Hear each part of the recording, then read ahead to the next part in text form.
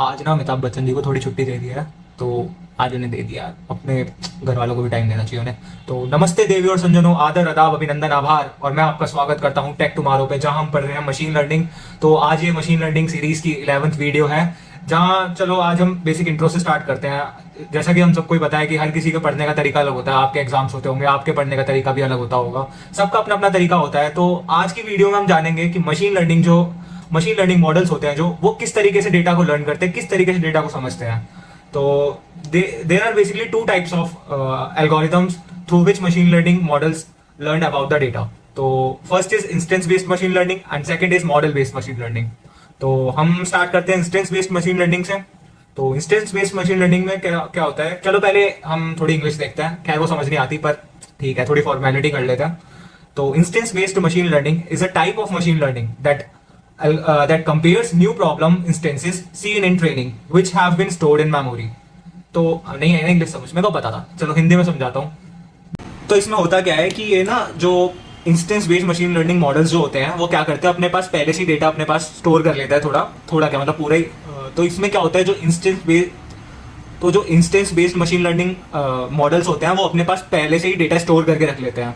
वो उससे ना कोई रिलेशनशिप निकालते ना कुछ करते, बस वो अपने पास स्टोर करके रख लेते हैं। तो इसीलिए इसको ना लेजी बोला जाता है, लेजी लर्निंग इसीलिए जब इसको मैं कुछ जब इनपुट दूंगा, यानी कि जब मैं इसको टेस्ट केसेस दूंगा, ये तभी डेटा को अपना एनालाइज करेगा, तभी उसमें से आंसर देगा। तो इसलिए इसको लेजी बोला जाता है। और मेमोरी बेस्ड इसीलिए बोला जाता है क्योंकि मेमोरी ज्यादा लेता है, पूरा का पूरा डेटा स्टोर कर रहा है, तो ऑफकोर्स मेमोरी ज्यादा ही लेगा।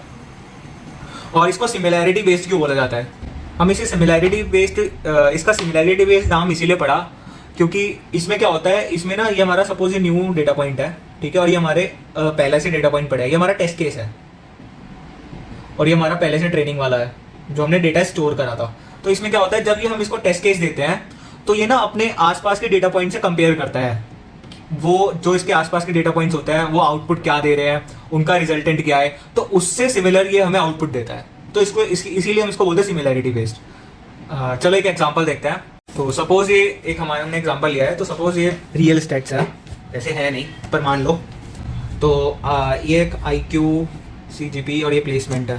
तो इसमें क्या है कि ये हमारे पास एक स्टैट्स है, इसमें हमें दे रखा है कि अगर किसी स्टूडेंट की IQ इतनी होगी और CGP इतनी होगी तो उसकी प्लेसमेंट होगी, अदरवाइज नहीं होगी।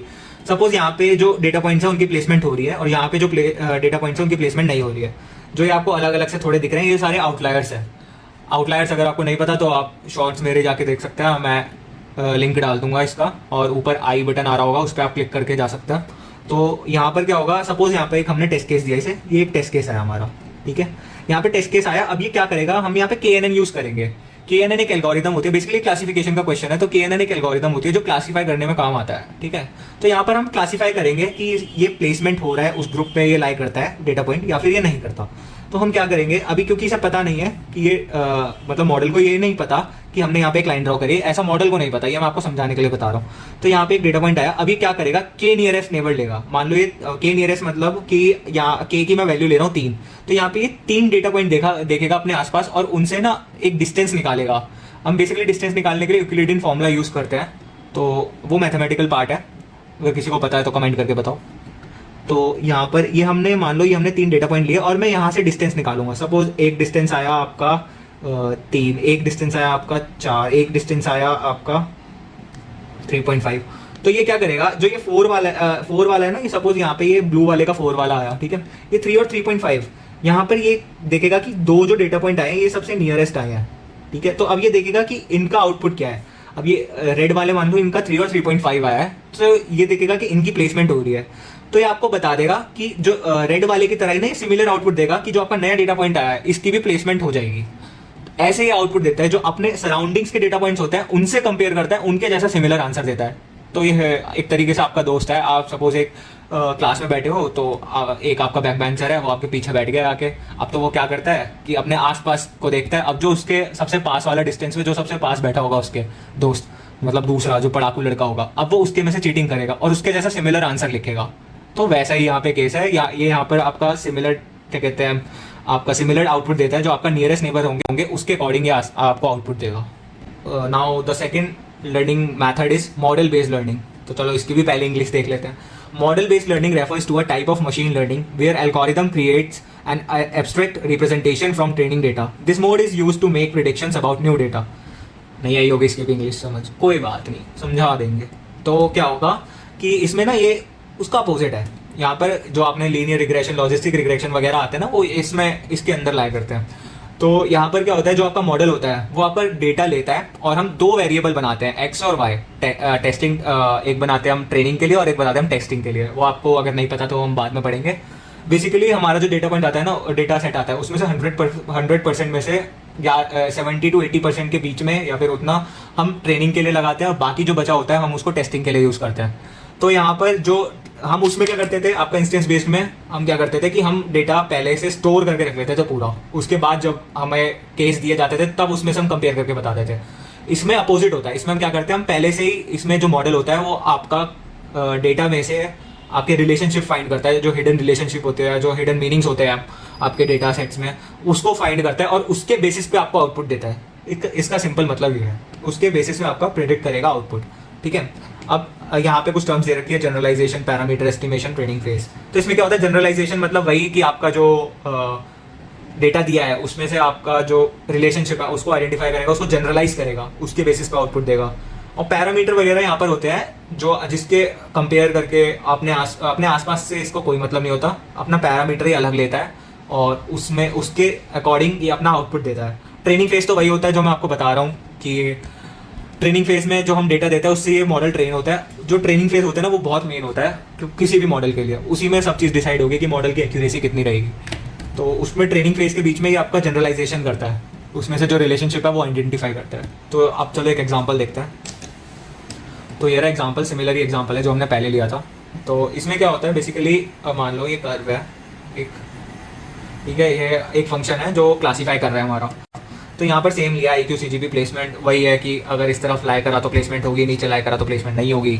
तो इसमें क्या होता है, हमें सपोज यहाँ पर ना हमें डेटा स्टोर की ज़रूरत नहीं पड़ती है, तो इसमें मेमोरी भी बच जाती है। और ये लेजी भी नहीं होता है, वो वाले मेमोरी जो इंस्टेंस बेस्ड था वो मेमोरी भी लेता था और थोड़ा स्लो भी था। स्लो मतलब लेजी था, क्योंकि वो जब डेटा आता था तभी आपका कंपेयर करके आउटपुट देता था। इसमें हमारी मेमोरी बच जाती है क्योंकि ये रिलेशनशिप आइडेंटिफाई करता है। उसके बाद आप इसको इस वाले मॉडल को, मॉडल बेस्ड मशीन लर्निंग में आपके डेटा की ज़रूरत ही नहीं पड़ती। इसमें सिर्फ हम दो वेरिएबल में ट्रेन करवाते हैं मॉडल, तो इसलिए हमारा इसमें मेमोरी काफ़ी बचता है। और जो इंस्टेंस बेस्ड होता है उसमें हमें डेटा हर टाइम रखना पड़ता है, तो इसीलिए उसमें मेमोरी ज़्यादा लगती है। तो हाँ, तो इसमें क्या होता है, यहाँ पर क्या होता है, यहाँ पे ना एक सपोज डेटा पॉइंट आया, ये अब ये नेबर नहीं निकालेगा, ये अब इसके पास ऑलरेडी अपना मतलब कि इसने स्टोर कर लिया है कि रिलेशनशिप निकाल लिया है कि जैसे कि अगर किसी की CGPI किसी की 7.5 और आपका IQ है 83, तो ये कंपेयर करेगा, अपने जो मॉडल है वहाँ उसको इनपुट देगा, वो इसका जो मॉडल है उसे समझेगा कि ये कहाँ लाए करना चाहिए, इसका इंटरनल वर्क करता रहेगा, उसके बाद ही आपको आउटपुट देगा। तो ऐसे होती है इसमें मॉडल बेस्ड मशीन लर्निंग। तो बेसिकली इसमें क्या है कि चलो वो स्टूडेंट वाला एग्जांपल लेते हैं। तो जो बैक बेंचर था वो तो इधर उधर से देख के करता था। अब क्या हुआ, अब जो पढ़ाकू है जिसमें से वो चीटिंग कर रहा था, तो अभी क्या, जो चीटिंग जिसमें से चीटिंग कर रहा था ना, जो आपका टॉपर था, तो टॉपर लोग ये काम करते हैं, वो पहले से शुरू से एनालाइज करके आते हैं सारी चीज़ें। और इनको मतलब फिर उनको आप देखा है ना आपने, सुबह मेट्रो में लेके घूम रहे हैं बच्चे, पढ़ रहे हैं, रट्टा मार रहे हैं, फिर उसमें से आउटपुट निकालते हैं अपने एग्जाम में। और एक आता है चिल बंदा जो टॉपर होता है, वो सब करके आता है, वो ना बुक लेके आता ना कॉपी लेकर आता। तो वो ये है, ये अपना मतलब फिर डेटा को अपना छोड़ देता है, मतलब जो पढ़ाई की चीज़ें होती है वो घर पे ही छोड़ के आता है, फिर सीधा टेस्ट केस देखता है और अपने आप आंसर करता चले जाता है। तो ये वो है। तो मैं कंक्लूड कर देता हूँ। तो machine learning systems are categorised as instance based machine learning and model based machine learning.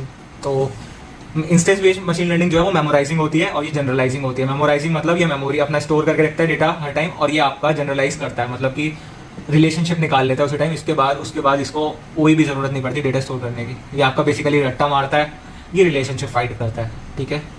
और इसमें मेमोरी आना बताया था, मेमोरी ज़्यादा लगती है, इसमें मेमोरी कम लगती है। और इसमें डेटा को हमेशा संभाल के रखना पड़ता है, मॉडल ट्रेन होने के बाद संभालना नहीं पड़ता, सिर्फ मॉडल ट्रेन होता है तब तक हमें डेटा संभालना पड़ता है।